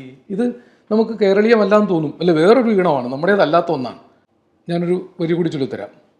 മാവേലി നാടുവാണിടും കാലം മനുഷ്യരെല്ലാരും ഒന്നുപോലെ ആമോദത്തോടെ വസിക്കും കാലം ആപത്തങ്ങാർക്കുമൊട്ടില്ല താനും. രണ്ടും ഒന്നല്ലേ? തിരിച്ചു ചൊല്ലിക്കൂടെ? പൂമക്കളാണ് ഹുസ്നുൽ ജമാൽ ഉന്നാരെ താളം മികന്ത ബീവി ഹേമങ്ങൾ മീതെ മണിച്ചിത്തീരം ആഭരണക്കോവയണിന്ത ബീവി. ഇങ്ങനെ പാടിയാലത്തെ സ്ഥിതി എന്താ അല്ലേ? ഇപ്പം ഇങ്ങനെ പാടിയാൽ കുഴപ്പമില്ലേ? ഇത് ഇവിടെ ഇടപെടലുണ്ടാവില്ലേ? ഇങ്ങനെ നിങ്ങളൊന്ന് ആലോചിച്ച് നോക്കുമോ? എഴുത്തച്ഛനും 8 വർഷം മുമ്പാണ് കോഴിക്കോട് വലിയ ഖാദി മുഹമ്മദ് മുഹിദ്ദീൻ മാല എന്നൊരു കൃതി എഴുതിയത്. മുഹിദ്ദീൻ മാല കേട്ടിട്ടുണ്ടോ? മുഹിദ്ദീൻ മാല പ്രശസ്ത ഒരു കൃതിയാണ്. ഈ അധ്യാത്മരാമായണം ഹിന്ദു ഭവനങ്ങളിൽ ചൊല്ലിയിരുന്നത് പോലെ മുസ്ലിം ഭവനങ്ങളിലെ കാലത്ത് മുഹിദ്ദീൻ മാല ചൊല്ലിയിരുന്നു. അതിലെ പല വരികളുണ്ട്. ഞാനൊരു വരി ഉദാഹരണത്തിന് ചൊല്ലാം. ഓടും പുഴയോടും ഒഴുകുന്ന ആറോടും പോരും അതെന്നോരെ പോരിച്ചു കൊണ്ടോവർ കനിയില്ല കാലം കനിയെ കൊടുത്തോവർ കരിഞ്ഞ മരത്തിന്മേൽ കായ നിറച്ചോവർ. ഇതാണ് മുഹിയുദ്ദീൻ മാല. നല്ല വരികൾ അതിൽ. ഓടും പുഴയോടും ഒഴുകുന്ന ആറോടും പോരും അതെന്നോരെ പോരിച്ചു കൊണ്ടോവർ. ഇത് മനോഹരമായ പ്രയോഗമാണ്. പോരുമെന്ന് പോരിക്കുക. കനിയില്ലാ കാലം കനിയെ കൊടുത്തോവർ, കരിഞ്ഞ മരത്തിന്മേൽ കായ നിറച്ചോവർ. ഇത് എഴുത്തച്ഛൻ്റെ ഭാഷ പോലെ തന്നെയാണ്. ചക്ഷുശ്രവണ ഗളസ്ഥമാം ദർദുരം ഭക്ഷണത്തിന് അപേക്ഷിക്കുന്നത് പോലെ എന്നുള്ള സംസ്കൃതമൊന്നും ഇതിലില്ല. പക്ഷെ എഴുത്തച്ഛൻ തന്നെ എഴുതിയിട്ടുണ്ട്. നാളെ പുലർകാലെ, അല്ലേ, നാളെ പുലർകാലെ പോകുന്നതുണ്ട് ഞാൻ നാളീക നേത്രനെ കൊണ്ടിങ്ങു പോരുവാൻ. ഇതാണ് കിളിപ്പാട്ട്. ഭക്തി സാന്ദ്രമാണ്. നമുക്ക് തിരിച്ചു ചൊല്ലി വെക്കാം. നാളെ പുലർകാലെ പോകുന്നതുണ്ട് ഞാൻ നാളിക നേത്രനെ കൊണ്ടിങ്ങ് പോരുവാൻ. കർക്കിടക മാസത്തിൽ വീട്ടിലിരുന്ന് ഇങ്ങനെ രാമായണം വായിച്ച സ്ഥിതി അല്ലേ? ഇങ്ങനെ വായിക്കാൻ പാടില്ലെന്ന് പറയാൻ നിങ്ങൾ ആരാണ് അവകാശം? നിങ്ങൾക്ക് എന്താണ് അധികാരം? കവികൾ ചോദിക്കേണ്ട ചോദ്യം അതാണ്. ഇങ്ങനെയും വായിക്കാവുന്നതാണ് രാമായണം. കാരണം എഴുത്തച്ഛനും നമ്മുടെ ഖാളി മുഹമ്മദും തമ്മിൽ കണ്ടിട്ടോ വർത്തമാനം പറഞ്ഞിട്ടോ അല്ല, ഒരേ കാലത്ത് ജീവിച്ച കവികൾ ജനസംസ്കാരത്തിൽ നടത്തിയെടുക്കുന്നത്. നിങ്ങളതിൻ്റെ ഒരു സൂക്ഷ്മ കാര്യം മനസ്സിലാക്കേണ്ടത്, ഇത് രണ്ടും ഒരു ജനസംസ്കാരത്തിലാണ് ജീവിച്ചത്. വലിയ ഖാളി മുഹമ്മദും എഴുത്തച്ഛനും ഒന്നും ആകാശത്ത് എടുത്തുകൊണ്ടൊന്നല്ല, പണിയെടുത്ത് പൊറുക്കുന്ന മനുഷ്യരുടെ ജീവിതത്തിൽ നിന്ന് എടുത്തതാണ്. അപ്പം അധ്വാനിക്കുന്ന പാവപ്പെട്ട മനുഷ്യരുണ്ടാക്കി കൊടുത്തതാണ് അവർക്ക് ഈ ഇനങ്ങളൊക്കെ. ഇതിൻ്റെ പൊതു അവകാശികൾ ഈ കവികളല്ല, ആ കവികളെ സൃഷ്ടിച്ച ജനങ്ങളും ജനസംസ്കാരവുമാണ്. അത് പണിയെടുത്ത് പൊറുക്കുന്ന മനുഷ്യരുടെ പാട്ടുവഴക്കങ്ങളിൽ നിന്നുണ്ടായതാണ്. ഞാൻ ഇപ്പോൾ കൃഷ്ണഗാഥ പറഞ്ഞു, വലിയ ഖാദി മുഹമ്മദിൻ്റെ കവിത പറഞ്ഞു, മോയിൻകുട്ടി വൈദ്യരുടെ കവിതകൾ പറഞ്ഞു, എഴുത്തച്ഛൻ്റെ കവിത പറഞ്ഞു, കുഞ്ചൻ നമ്പ്യാരുടെ കവിത പറഞ്ഞു. നിങ്ങൾ ഏത് കവി എടുത്ത് നോക്കിയാലും പണിയെടുത്ത് പൊറുക്കുന്ന സാമാന്യ ജനതയുടെ പാട്ടിനെയാണ് അവർ കവിതയാക്കിയത്, അത് കഥയാക്കിയതും. അവർ പറഞ്ഞ കഥകളാണ്, നാടോടി കഥകളിൽ നിന്ന് എടുത്ത കഥകളാണ് മറ്റു തരം കഥകളായിട്ട് വികസിച്ചു വന്നത്. രാമകഥ വാത്മീകി കണ്ടുപിടിച്ചതല്ല, അത് ഇന്ത്യയിൽ മാത്രം ഉണ്ടായിരുന്നതല്ല. അത് നിങ്ങൾ പോയാൽ ഇന്തോനേഷ്യയിൽ പോയാൽ അവിടെ രാമായണമുണ്ട്, നിങ്ങൾ മാലിദ്വീപിൽ പോയാൽ അവിടെ രാമായണമുണ്ട്, ബർമയിൽ പോയാൽ രാമായണമുണ്ട്. തെക്ക് കിഴക്കൻ ഏഷ്യ മുഴുവൻ വ്യാപിച്ച് കിടക്കുന്ന ഒരു നാടോടി കഥയാണ് രാമകഥ. രാമാനുജൻ 300 രാമായണങ്ങൾ കണ്ടെടുത്തിട്ടുണ്ട്. അതിൽ 300 രാമായണങ്ങളിൽ പലതരം രാമായണങ്ങളുണ്ട്. അതിൽ മാപ്പിള രാമായണം ഉൾപ്പെടുന്നില്ല. എന്നാൽ കേരളത്തിലെ TH കുഞ്ഞിരാമൻ നമ്പ്യാർ മാപ്പിള രാമായണം കണ്ടെടുത്തിട്ടുണ്ട്. നിങ്ങൾ ആ മാപ്പിള രാമായണം വായിച്ചിട്ടുണ്ടോ എന്നറിയില്ല. അതിൽ രാമയ്ക്ക് പകരം ലാമ എന്നാണ് പറയുന്നത്. ലാമ ലാമ ലാമ ലാമ ലാമ ലാമ ലാമ ലാമ ലാമ ലാമ ലാമ ലാമ ലാമ ലാമ. പണ്ട് താടിക്കാരൻ ഔലി പാടി വന്ന പാട്ട് കേട്ടതല്ലേ നിങ്ങൾ രാമായണം കഥ പാട്ട്. കോസലത്തിലെ ദശരഥൻ 2-3 പെണ്ണ് കെട്ടിയ പാട്ട്. അമ്മികുമ്മായം പൊടിഞ്ഞും മക്കളില്ല പാട്ട്. പായസം കുടിച്ചു 3-4 പെറ്റ പാട്ട്. മക്കളിൽ മൂത്തമൻ രാമൻ പേരെടുത്ത പാട്ട്. രാമായണം എത്ര ചുരുക്കിയാ പറഞ്ഞിരിക്കുന്നത്. പായസം കഴിച്ച് 3-4 പെറ്റ പാട്ട്, അല്ലേ? അത് എത്ര സമർത്ഥമായിട്ട് പറഞ്ഞു. 3 പേർക്ക് 4 മക്കളുണ്ടായി, അല്ലേ? ഇതിൻ്റെ കഥ വളരെ വളരെ വിസ്തരിച്ച് രാമായണത്തിൽ പറഞ്ഞതാണ്. മാപ്പിള രാമായണം ഇത് ചുരുക്കി മലബാറിലെ ഭാഷയിൽ പറഞ്ഞു. ഇങ്ങനെ രാമായണം ഉണ്ടെന്നൊരു പക്ഷേ ഇന്ന് ഇന്ത്യ ഭരിക്കുന്നവർ അംഗീകരിച്ചു തരാൻ കൂട്ടാക്കുകയില്ല. പക്ഷെ ആ ലാമനും കൂടി ചേർന്നതാണ് ഇന്ത്യയുടെ രാമൻ, അല്ലേ? അത് ലാമയാണെന്നോ ഞാൻ ബുദ്ധനാണോ, അല്ലേ? ലാമയാണോ ഈ ലാമൻ എന്നും ആലോചിക്കാവുന്നതാണ്. ഇങ്ങനെ വൈവിധ്യപൂർണമായ ഒരു രാമകഥയെ ഒരു സവർണ പാഠം കൊണ്ട് ബഹുസ്വരതയെ റദ്ദ് ചെയ്യുന്ന കാലത്താണ് ഞാനും നിങ്ങളും ജീവിക്കുന്നത്. അനന്ത പാഠങ്ങളുള്ള ഒരു വലിയ ഇതിഹാസത്തെ ഏകശിലാ നിർമ്മിത ഘടനയുള്ള ഒറ്റ പാഠത്തിലേക്ക് ചുരുക്കുക എന്നത് സാഹിത്യത്തോട് ചെയ്യുന്ന ഏറ്റവും കൊടിയ ക്രൂരമായ അനീതിയാണ്. അപ്പോൾ ഇന്നത്തെ എഴുത്തുകാരന് ഈ ജാഗ്രത കൂടി ഉണ്ടാവണം. നമ്മളൊരു ബിംബം എടുത്ത് പ്രയോഗിക്കുമ്പോൾ അത് ആരുടെ ബിംബമാണ്? രാമൻ ഏതെങ്കിലും ഒരു വിഭാഗത്തിൻ്റെ ബിംബമല്ല. ഏതോ നാടോടി മാപ്പിളക്കവിക്ക് എടുത്തുപയോഗിക്കാൻ പറ്റിയിരുന്ന ബിംബമാണ്. ആരും അന്ന് ചോദ്യം ചെയ്തിട്ടില്ല. ഇത് നമ്മുടെ എല്ലാവരുടെയുമായിരുന്ന ഈ സംഗതിയെ എന്തിനാണ് ഏതെങ്കിലും വിഭാഗത്തിന് വിട്ടുകൊടുക്കുന്നത്? അതാലോചിക്കുന്നത്. രാമായണം എന്നത് ഇവിടുത്തെ സവർണ സമൂഹത്തിൻ്റെ മാത്രം കൂത്തക സ്വത്തല്ല. അതുകൊണ്ട് ബഹുസ്വര രാമായണത്തെ വീണ്ടെടുക്കണം. AK രാമാനുജൻ കണ്ടെടുത്ത 300 രാമായണത്തിന് പുറത്തും 3000 രാമായണം നമുക്കൊരു പക്ഷേ കണ്ടെടുക്കാൻ സാധിക്കും. അനേക കഥകൾ നാടോടി കഥകളായി പടർന്നു കിടക്കുകയാണ്. ഈ പറയുന്ന രാമകഥയുടെ ഇന്ന് ഇവർ ഉപയോഗിക്കുന്ന തുളസീദാസൻ്റെ പാഠം രാമചരിതമാനസം തന്നെ തുളസീദാസനാണ് രാമനും റഹീമും ഒന്നാണെന്ന് പറഞ്ഞത്. രാമനും റഹീമും ഒന്നാണെന്ന് പറഞ്ഞയാൾ തുളസീദാസനാണ്. ഒരു കാലത്ത് അങ്ങനൊരു ഒരു സംസ്കൃതി ഉണ്ടായിരുന്നു. ഇന്ത്യ മുഴുവൻ വ്യാപിച്ച ഭക്തിപ്രസ്ഥാനം. ഭക്തിപ്രസ്ഥാന കാലത്ത് തുളസീദാസൻ പള്ളിയിൽ കിടന്നുറങ്ങിയ ആളാണ്, അമ്പലത്തിൽ കിടന്നുറങ്ങിയ ആളാണ്, പലരുടെയും കൂടെ ജീവിച്ച ഒരാളാണ്. അദ്ദേഹം ഒരു സവർണപക്ഷ പാഠക്കാരനായിരുന്നില്ല. അതേ രാമചരിതമാനസത്തെയാണ് രാമാനന്ദ സാഗർ ഒരു സവർണപക്ഷ രാമായണ സീരിയലാക്കിയിട്ട് മാറ്റുന്നത്. ഈ പ്രക്രിയയാണ് നമ്മൾ ശ്രദ്ധിക്കേണ്ടത്. ജനങ്ങളുടേത് മുഴുവനായിരുന്നു ഒന്നിനെ എടുത്ത് ഒരു സവർണ പാഠത്തിലേക്ക് ചുരുക്കുകയും സവർണ മതങ്ങളുടെ, ബ്രാഹ്മണ മതങ്ങളുടെ അധികാര സ്ഥാപനത്തിന് അതിനെ ഒരു ഉപകരണമാക്കുകയും ചെയ്യുക എന്ന കഥയിലും സാഹിത്യത്തിലുമാണ് ഈ പ്രശ്നം കൂടുതൽ നടക്കുന്നത്. കഥ അവർക്ക് ആവശ്യമുണ്ട്, രാമകഥ അവർക്ക് ആവശ്യമുണ്ട്, പാട്ട് അവർക്ക് ആവശ്യമുണ്ട്. അവരുടെ പാഠമാക്കിയിട്ടത് ചുരുക്കണം. അപ്പം അതിനെ നേരിടാനുള്ള ഒരു വഴി ഈ ബഹുസ്വര പാഠത്തിൻ്റെ ജനാധിപത്യത്തെ വീണ്ടെടുക്കുകയാണ്. അതുകൊണ്ട് ഞാൻ ഹൈദരാബാദിൽ നിന്ന് വന്ന ഒരു കവിയെ കണ്ടിരുന്നു. അയാൾ പറഞ്ഞു, എനിക്ക് രാമനെ അറിയില്ല. എൻ്റെ അച്ഛനും അമ്മയും ബോണ്ടഡ് ലേബറേഴ്സായിരുന്നു, എന്ന് പറഞ്ഞാൽ അടിമ ജോലിക്കാരായിരുന്നു. അവർ ഒരിക്കലും രാമനെ കേട്ടിട്ടില്ല, കൃഷ്ണനെ കേട്ടിട്ടില്ല. എൻ്റെ അച്ഛനും അമ്മയും കേൾക്കാത്ത രാമനെയും കൃഷ്ണനെയും ഞാനെന്തിന് കേൾക്കണം എന്നാണ് ചോദിക്കുന്നത്. അങ്ങനെ ഒരു പ്രതിരോധം സാധ്യമാണ്. ബുദ്ധൻ്റെ ഒരു നാടാണ് ഇന്ത്യ, അല്ലേ? ഇന്ത്യ വേദോപനിഷത്തുകളുടെയും രാമൻ്റെയും നാടല്ലല്ലോ, ബുദ്ധൻ്റെ നാടാണ്. ഇന്ത്യയുടെ സംസ്കൃതിയിലുള്ള പല ദർശനങ്ങളും ദൈവദർശനങ്ങളല്ല. നിങ്ങളെപ്പോഴെങ്കിലും അത് ആലോചിച്ചിട്ടോ അറിയില്ല. കണാദനെ കുറിച്ച് കേട്ടിട്ടുണ്ടോ? കപിലൻ, കണാദൻ, സാഖ്യം, ന്യായം, വൈശേഷികം, പൂർവമീമാംസ, ഷഡ്ദർശനങ്ങളിലെ 4 ദർശനങ്ങളിൽ ഈശ്വരനില്ല, ഈശ്വരനെ കുറിച്ച് പറഞ്ഞിട്ടില്ല. ബുദ്ധൻ ഈശ്വരനെ കുറിച്ച് എവിടെയും പറഞ്ഞിട്ടില്ല.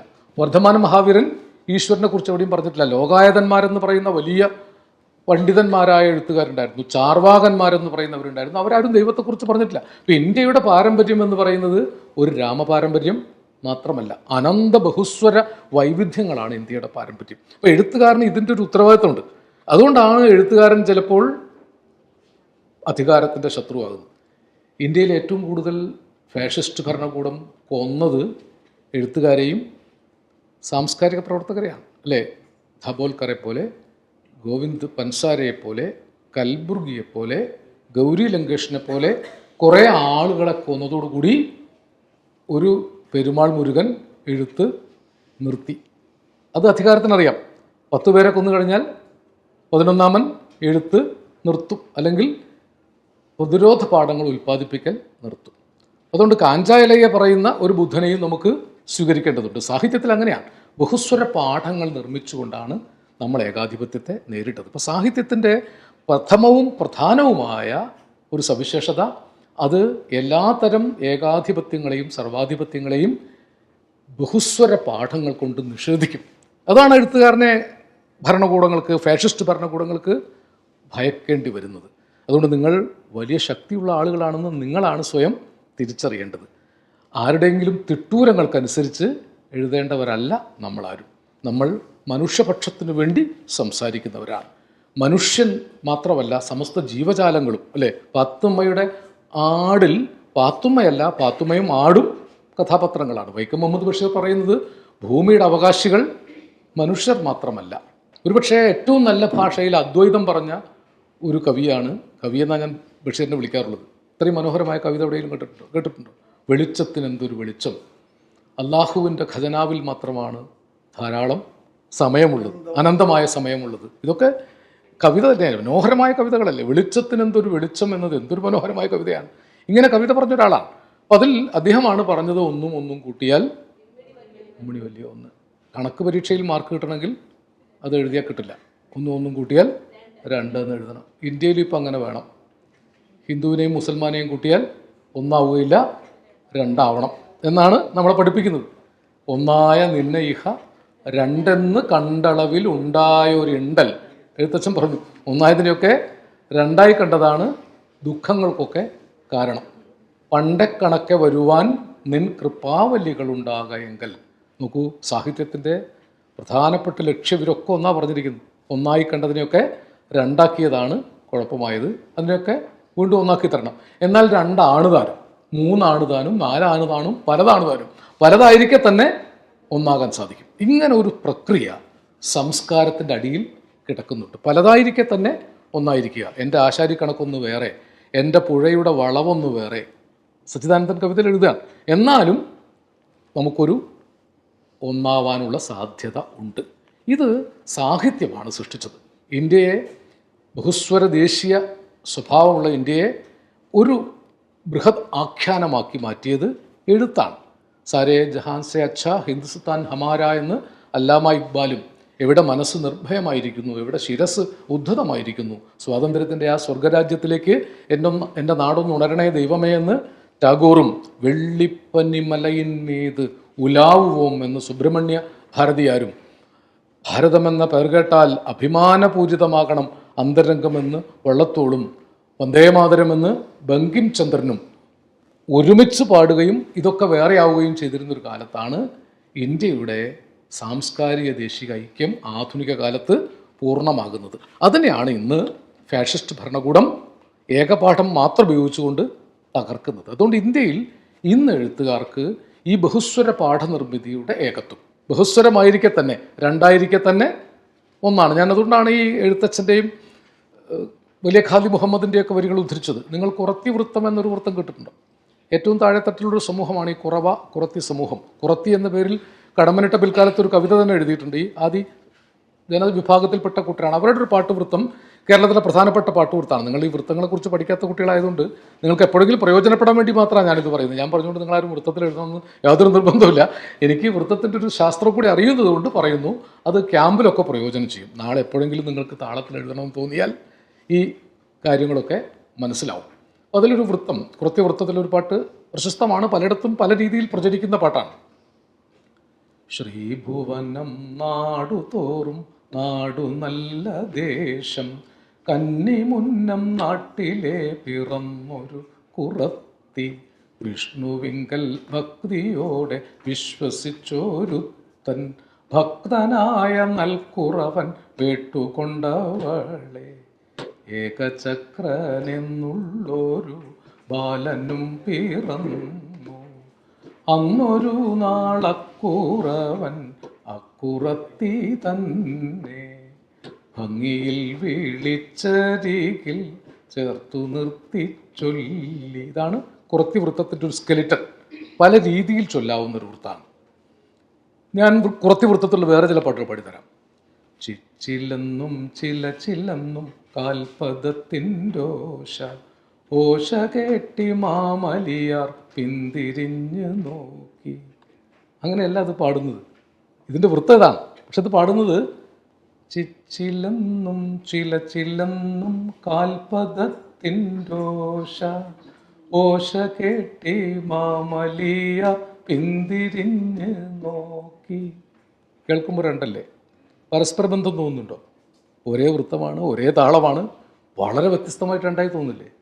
താമരപ്പൂങ്കാവനത്തിൽ താമസിക്കുന്നോളെ, പഞ്ചവർണ്ണ പൈങ്കിളിയിൽ പങ്കിറങ്കുള്ളോളെ. അങ്ങനെയാണോ അത് പാടുന്നത്? താമരപ്പൂങ്കാവനത്തിൽ. അങ്ങനെ പാടുമ്പോൾ വേറെ ഒന്നാണത് അല്ലേ? കുറത്തി ഞാനും ഒന്നു പെറ്റാൽ 10 പെറ്റ മേനി, ഫാത്തിമാബി 10 പെറ്റാൽ 1 പെറ്റ മേനി. അതും ചൊല്ലുന്നത് വേറെ വഴിയിലാണ്. പൊന്നരിവാളം വിളിയിൽ കണ്ണെറിയുന്നോളെ, ആ മരത്തിൻ പൂന്തണലിൽ വാടി നിൽക്കുന്നോളെ. അങ്ങനെയാണോ അത് പാടിയത്? പൊന്നരിവാളം വെളിയിൽ കണ്ണെറിയുന്നോളെ, ആ മരത്തിൻ പൂന്തണലിൽ വാടി നിൽക്കുന്നോളെ. അങ്ങനെയും പാടാം. രണ്ടല്ല, അത് ഒന്നാണ്. രണ്ടായും പലതായും പറയാവുന്ന ഒന്നാണ്. ഇതൊക്കെ താളത്തിലുള്ളതാണ്. താളത്തിലൊന്നുമില്ലാത്ത പുതിയ കാലത്തിൻ്റെ കവിയാണ് നിങ്ങൾക്കൊക്കെ നല്ല പരിചയമുള്ള, നിങ്ങൾ വായിക്കുന്ന വീരാൻകുട്ടി. വീരാൻകുട്ടി നിങ്ങൾ വായിക്കാറ്. വീരാൻകുട്ടി ഒരു വരി പോലും താളത്തിലെഴുതാത്ത ആളാണ്. നല്ല ഗദ്യത്തിലെഴുതുന്ന ആളാണ്. വീരാൻകുട്ടിയുടെ ഒരു കവിതയുണ്ട്. ഇലകൾ പരസ്പരം തുടരുതെന്ന് കരുതി അകറ്റി നട്ട വൃക്ഷങ്ങൾ വേരുകൾ കൊണ്ട് മണ്ണിനടിയിലൂടെ കെട്ടിപ്പുണരുന്നു, അല്ലേ? അപ്പോൾ എന്നെയും നിങ്ങളെയും എന്തിൻ്റെ പേരിൽ അകറ്റി നട്ടാലും നമ്മുടെ സംസ്കാരത്തിൻ്റെ വേരുകൾ മണ്ണിനടിയിലൂടെ കെട്ടിപ്പുണർന്ന് കിടക്കുകയാണ്. അത് വെട്ടിമുറിക്കാൻ ഒരു ഫാഷിസ്റ്റ് എത്ര ശ്രമിച്ചാലും സാധിക്കുകയില്ല എന്നതാണ് സാഹിത്യവും കലയും ലോകത്തോട് പറയുന്നത്. ഈ ബഹുസ്വരത നിലനിൽക്കെ തന്നെ ഏകത്വം സാധ്യമാക്കുന്ന പല പല സ്വരങ്ങൾ. അതുകൊണ്ട് നിങ്ങൾ എഴുതുന്ന കുട്ടികൾ ഒന്നല്ല എഴുതുന്നത്, പലതായി പാടുമ്പോൾ ഒന്നായി തീരുന്ന ഒരു വലിയ പരിച പോലെ ആധുനിക കവിതയല്ല, ഏറ്റവും പുതിയ കവിത, ഏറ്റവും പുതിയ കഥ മാറിക്കൊണ്ടിരിക്കുന്നു. നിങ്ങളിൽ ഓരോരുത്തരും എഴുതുന്നത് മറ്റൊരാളുടെ പകർപ്പല്ല, ഒന്ന് മറ്റൊന്നിൻ്റെ പകർപ്പല്ല. അതുകൊണ്ട് പുതിയ കഥയെ വിലയിരുത്തുമ്പോൾ ഞങ്ങളുടെ മാനദണ്ഡങ്ങൾ പരിമിതമാണ്. അതാണ് ഞാൻ പലപ്പോഴും പറയാറുള്ളത്. എന്നെപ്പോലുള്ള ഒരു പക്ഷേ പഴയ ശീലങ്ങൾ കൊണ്ട് നടക്കുന്ന ആളുകൾക്ക് പഴകിയ ചാലുകൾ മാറ്റുക എന്ന് പറയാൻ സാധിക്കും. ഞങ്ങളുടെ ചാല് മാറാൻ കുറേ ബുദ്ധിമുട്ടാണ്. എങ്കിലും രാവുണ്ണി മനോഹരമായ ഗദ്യം എഴുതിയൊരു കവിയാണ്. നിങ്ങൾ രാവുണ്ണിയുടെ കവിതകൾ വല്ലതും വായിച്ചിട്ടുണ്ടോ? എത്രയോ വർഷങ്ങൾക്ക് മുമ്പാണ് ഇത്രയുമാണ് അംബികയുടെ വർത്തമാനങ്ങൾ. അംബിക ഇവിടെ ഇരിക്കുന്നുണ്ട്. അംബികയുടെ വർത്തമാനങ്ങൾ എഴുതിയിട്ടാണ് 70കളിൽ രാവുണ്ണി കലാകൃതിയിൽ വന്നത്. ഞാൻ ആ കാലത്ത് വായിച്ച ഏകാകിയുടെ പ്രണയരാത്രി പോലുള്ള കവിതകളിൽ ഇന്ദ്രധനുസ്സുകൾ മോഹിപ്പിച്ച് കടന്നു കളഞ്ഞ ഉർവരദാഹമായിരുന്നു അയാൾ. ഇതൊരു ഗദ്യമാണ്. ഇന്ദ്രധനുസ്സുകൾ മോഹിപ്പിച്ച് കടന്നു കളഞ്ഞ ഉർവരദാഹമായിരുന്നു അയാൾ. 80കളിലല്ല, 70കളുടെ ഒടുവിലെ കവിതയാണ് ഏകാകിയുടെ പ്രണയരാത്രി. അങ്ങനെ എത്രയോ കവിതകൾ എനിക്ക് ഓർമ്മിക്കാം. ഞാൻ മനുഷ്യപ്പെട്ടത് നീ കണ്ടില്ലേ എന്ന്, മനുഷ്യപ്പെടുക എന്നൊക്കെ ഞാൻ ആദ്യമായിട്ട് വായിച്ചത് രാവുണ്ണിയുടെ ഗദ്യത്തിലാണ്. രാവുണ്ണി എഴുതിയ ഗദ്യം, KG ശങ്കരപ്പിള്ളയുടെ ഗദ്യം, ഒരു കാലത്ത് കൊച്ചിത്തുറമുഖം മുതൽ തൃക്കാക്കര വരെ ഒരു പഴഞ്ചൊല്ല് പോലെ നാട്ടുവെളിച്ചം നിറഞ്ഞതായിരുന്നു, അല്ലേ? കൊച്ചിത്തുറമുഖത്ത് നിന്നാൽ തൃക്കാക്കര വിളക്ക് കാണാം, തൃക്കാക്കര വിളക്കിനോ നീലത്തിര നമിക്കുന്നത് കാണാം, അതിൻ്റെ ഇരുപാടുമോ രമ്മരം മരമരം മരമരം എന്ന് മഹാമരങ്ങൾ ചെവിയാട്ടി തുമ്പിയാട്ടി വാലാട്ടി നിന്നു. KG ശങ്കരപ്പിള്ള ഉപയോഗിച്ചിരുന്ന വൃത്തായത്. സച്ചിദാനന്ദ മാഷ്ട വൃത്തമല്ല, ഇത് വൃത്തമില്ലാത്ത നല്ല ഗദ്യമാണ്. ഗദ്യം നമ്മുടെ കവിതയുടെ ഭാഗമാണ്. ഗദ്യം കവിതയല്ല എന്നൊന്നും ഒരാൾക്കും പറയാൻ കഴിയില്ല. ഏതോ കാലത്ത് ഗദ്യപദ്യം ഇതം കാവ്യം ചമ്പൂരീത്യഭിധീയതേ, കേട്ടിട്ടില്ലേ? ചമ്പു പിടിച്ചിട്ടുണ്ടോ? ഗദ്യപദ്യം ഇതം കാവ്യം ചമ്പൂരീത്യഭിധീയതേ. ഗദ്യവും പദ്യവും ചേർന്നതാണ് കാവ്യം. അതാണ് ചമ്പുവിൻ്റെ രീതി. ചമ്പുവിലൊരു ഗദ്യം ഞാൻ നിങ്ങൾക്ക് പറഞ്ഞുതരാം.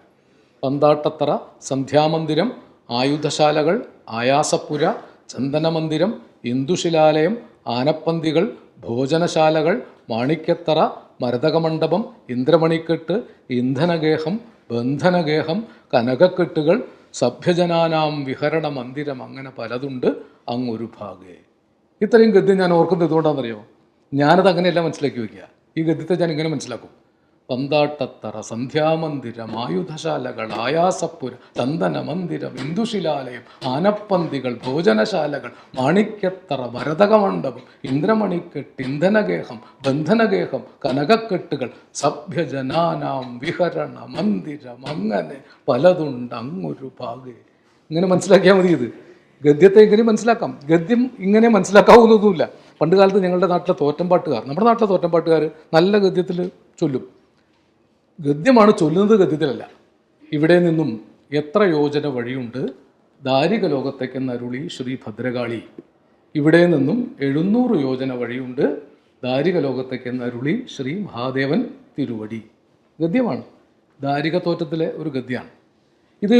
തോറ്റം കലാകാരന്മാർ 16 അക്ഷരകാലത്തിലാണ്, ചെമ്പടവട്ടത്തിലാണ് പാടുക. ഒരു ചെണ്ട കൂട്ടിയിട്ടാണ് പാടുക.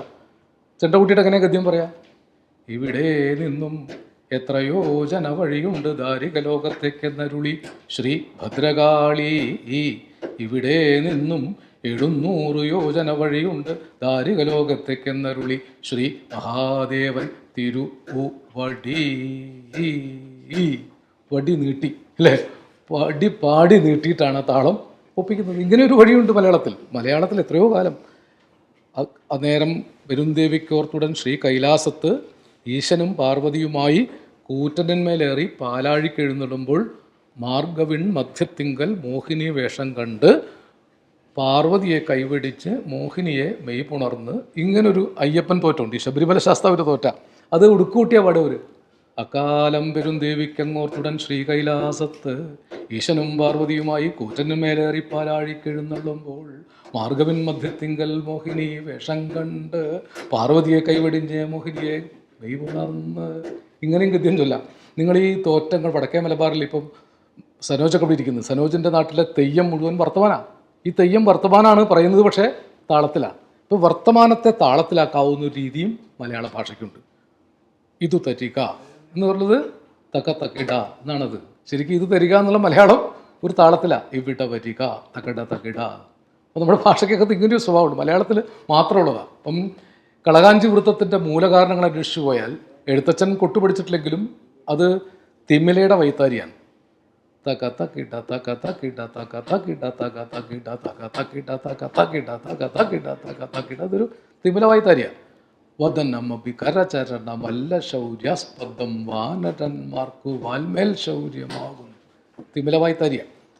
കളകാഞ്ചി ഉണ്ടാകുന്നത് ഒരുപക്ഷെ തിമിലത്താളത്തു നിന്നാണ്. ഇങ്ങനെ നമ്മുടെ ജീവിതവും പ്രകൃതിയും പുഴകളും മലകളും മലത്താളവും പുഴത്താളവും അലത്താളവും വയൽത്താളവും ഒക്കെ ആയിട്ട് കെട്ടുപിണഞ്ഞ് കിടക്കുകയാണ് നമ്മുടെ കവിതാ പാരമ്പര്യം. അങ്ങനെ നാട്ടുകഥ പറച്ചിലിൻ്റെ അനന്ത പാരമ്പര്യങ്ങളുമായിട്ട് കെട്ടുപിണഞ്ഞ് കിടക്കുകയാണ് നമ്മുടെ കഥാപാരമ്പര്യം. നിങ്ങൾ എൻ പ്രഭാകരൻ്റെ ഏഴിനും മീതെ എന്നൊരു നോവൽ വായിച്ചിട്ടുണ്ടോ? ഏഴിനും മീതെ എന്നത് വടക്കേ മലബാറിലെ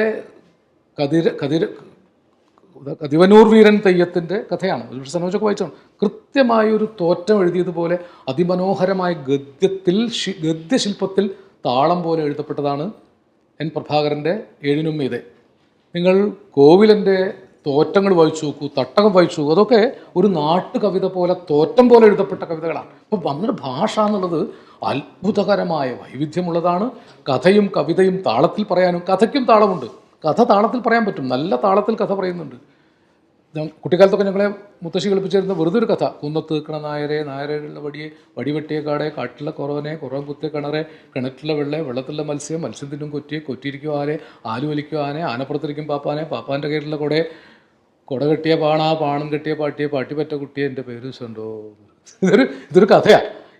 ഒരു കഥ പറയാൻ വേണ്ടി ഇത്രയും താളത്തിലാണ് പറഞ്ഞത്. അപ്പം നമ്മുടെ ഭാഷ അത്ര ഒറ്റ ഭാഷയല്ല. മലയാളത്തെക്കുറിച്ചുള്ള അഭിമാനമാണ് നമ്മെ കവികളും കഥാകാരന്മാരും ആക്കി തീർക്കുന്നത്. ഒപ്പം നമ്മുടെ ബഹുസ്വരതയിലുള്ള വിശ്വാസമാണ് നമ്മെ കവികളും കലാകാരന്മാരും ആക്കി തീർക്കുന്നത്. ഒപ്പം ഈ ബഹുസ്വരതയെ ഒരു മഹാമാനവികത കൊണ്ട് ഏകീകരിക്കാമെന്ന സ്വപ്നമാണ് നമ്മെ കവികളും കലാകാരന്മാരുമാക്കി നിൽക്കുന്നത്. എല്ലാ ഫാഷിസത്തെയും എഴുത്തുകൊണ്ട് തോൽപ്പിക്കാം എന്ന ആത്മധൈര്യമാണ് നമ്മെ എഴുത്തുകാരും കലാകാരന്മാരുമാക്കി തീർക്കുന്നത്. നമുക്ക് മുമ്പ് എത്രയോ നാടോടി പരമ്പരകൾ ഒന്നും നേടാതെ സമ്മാനിച്ച സമ്പത്ത് കൊണ്ടാണ് ഞാനും നിങ്ങളും കവികളും എഴുത്തുകാരുമായി തീർന്നത് എന്ന മഹത്തായ ബോധ്യമാണ് നമ്മളെ എഴുത്തുകാരാക്കി തീർക്കുന്നത്. അതുകൊണ്ട് നമുക്ക് വലിയ ഉത്തരവാദിത്വമുണ്ട്. നമ്മൾ ഭാഷയ്ക്ക് വേണ്ടിയും ജനതയ്ക്ക് വേണ്ടിയും ജനതയുടെ സമത്വത്തിനു വേണ്ടിയും ജനതയെ ഭിന്നിപ്പിക്കുന്ന ഏകാധിപത്യത്തെ തോൽപ്പിക്കുന്നതിന് വേണ്ടിയും ഫാഷിസത്തിനെ ചെറുക്കുന്നതിന് വേണ്ടിയും കൂടിയും നമ്മുടെ സാഹിത്യത്തെ ഉപയോഗപ്പെടുത്തേണ്ടതുണ്ട് എന്നൊക്കെ പറഞ്ഞുകൊണ്ട് നിങ്ങളെ കൂടുതൽ പേടിപ്പിക്കാതെ, ഇത്രയൊക്കെ ബുദ്ധിമുട്ടാണെങ്കിൽ നമ്മൾ സാഹിത്യപ്പണിയൊക്കെ നിർത്താം എന്ന് വിചാരിക്കാൻ സാധ്യത ഉള്ളതുകൊണ്ട് നിങ്ങൾ ഉയിൽ ആണ് എന്ന് മാത്രം പറഞ്ഞുകൊണ്ട്, നിങ്ങൾ ചിന്നിയതിനെ പലതിനെയും തുന്നിച്ചേർക്കാൻ കഴിവുള്ള ഉയിൽ ആണ് എന്ന് മാത്രം പറഞ്ഞുകൊണ്ട് നിങ്ങളുടെ എല്ലാ അനുവാദത്തോടു കൂടി 4 ദിവസം നീണ്ടു നിൽക്കുന്ന സംസ്ഥാന യുവജനക്ഷേമ ബോർഡിൻ്റെ വളരെ ദീർഘവീക്ഷണത്തോടു കൂടിയ ചിട്ടയോടുകൂടിയ നല്ല പ്രബുദ്ധരായ അംഗങ്ങളുള്ള ഈ നല്ല ക്യാമ്പ് ഹൃദയപൂർണ്ണമായ സന്തോഷത്തോടു കൂടി വിനയപുരസ്സരം ഞാനിതാ ഉദ്ഘാടനം ചെയ്തിരിക്കുന്നു.